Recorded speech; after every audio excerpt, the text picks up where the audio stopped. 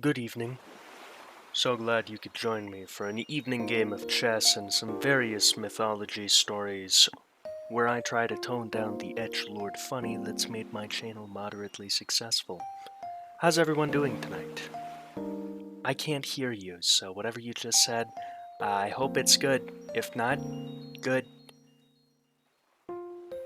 Tonight's story is Susanoo vs. Yamato no Orochi.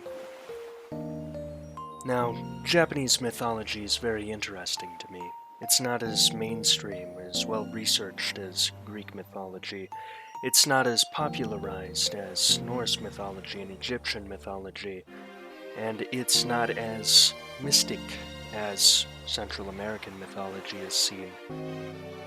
Though a lot of it's written down, a lot of it is known, it's just hard to find, it's hard to read about. But I personally like to learn. It's one of my greatest hobbies, and I've even made a whole YouTube channel out of it where I use study guides for various content ideas, so of course I'm going to read about it. Which takes us to Susanoo vs. Yamato no Orochi. Now these names might sound familiar, it's because Susanoo and Orochi were both used in Naruto, but I assure you, this story has nothing to do with Naruto, you weeaboo fuck. Now, let's get into it. After the re-emergence of Amaterasu from the Cave of Heaven, Susanoo was cast out of the upper world. Amaterasu, the sun goddess and the ruler of the heavens, had enough of her brother's antics. Susanoo was a little bit of a troll. He partook in a minor amount of tomfoolery. And Susanoo was never truly committed to being in the upper world anyway. He wanted to be in the underworld, where not only was everything cooler, but his mom was there. Just before Susanoo was banished to the middle world, the world that we live in, he acquired silkworms and 5 grains: rice, millet, wheat, azuki, and soybeans. And with those in his satchel, he landed on a mountain in Izumo, a southwestern part of Japan by the Sea of Japan. Then he came upon a river and saw a pair of chopsticks floating downstream. Seeing that, he decided to travel upstream in search of the local residents, and eventually Susanoo came to an old man and a woman crying with their young daughter. When Susanoo asked what was wrong, the old man told his tale. They were the resident gods of the land who had lived with 8 daughters, and every year they were visited by Yamata no Orochi from the north, who would take and eat 1 daughter. Orochi would soon return to devour their only remaining daughter, Princess Kushinada. The dragon itself had blazing bloodshot eyes, 8 heads and 8 tails attached to an enormous body that spanned across 8 mountains and 8 valleys. On its back, birches, cypresses, and moss grew, and his underbelly was inflamed, oozing with pus and blood.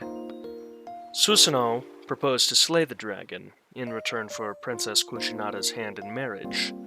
Surprised, the old man asked Susanoo who he was, and after learning that Susanoo was a brother of the great sun goddess who everyone in Japan fucking loves, they were all on board. Now at this point, Susanoo just turns the princess into a fine-tooth comb and fixes her into his hair, and there she stays for the rest of the story. Then Susanoo instructed for a hedge to be made by encircling a large field, having 8 separate gates built into it. Then a vat of strong sake, filtered 7 times, was to be placed on a stand underneath each of the 8 gates.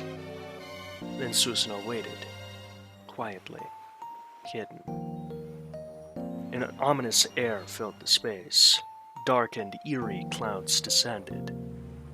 Lightning was seen and thunderclaps were heard. Soon they were in the middle of a storm and rocked by huge tremors. Hills were crumbling in front of their eyes and trees were being mowed down, making a tremendous sound. Then they saw the monster, his breaths becoming windstorms. For a while, Orochi seemed to sniff the air. Lured by the sweet smell, Orochi began to drink the sake greedily, each head in its own vat. and soon the bozo was drunk and asleep in the middle of the enclosure, snoring. Susano, taking advantage of his newfound victory, approached the dragon cautiously, making sure he was deep asleep. And then he cut off all the heads with his magical sword forged in heaven. Deus Ex Machina, am I right? Next, to finish the dragon off, Susanoo cut off the tails, but in the middle of doing so, his old sword snapped against something hard. Susanoo was perplexed as his heavenly sword was supposed to cut through anything, and there, lying within the flesh of the dragon's tail, was a long sword shining brightly with swirling patterns on its blade.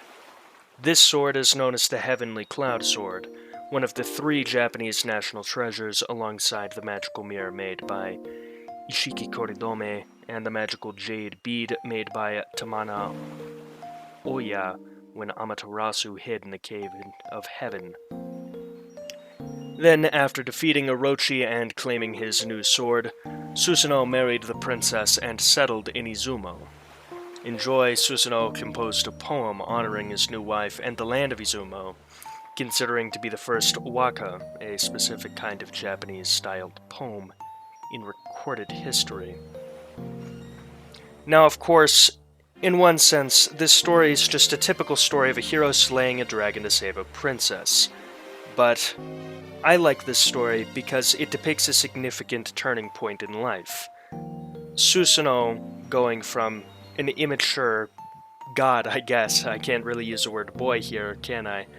And breaking his sword to do the right thing. And in this action, he goes from a brash young god to a conquering hero who attains enlightenment in the form of the shining sword, that helping people, that blessing people, is the right thing to do. Now, of course, Susanoo is seen throughout a variety of other Japanese myths, but that was the one that I wanted to discuss tonight. So, if you made it this far, thanks for watching. If you're new here, go ahead and consider subscribing. It's completely free. I waited till the end of the video to do it, which is better than what 90% of YouTubers would do when it comes to asking you to subscribe. And of course, you can always undo it if you hate my guts later. But that's about that. I hope you have a wonderful time. Thank you again for watching. And until the next video, memento mori.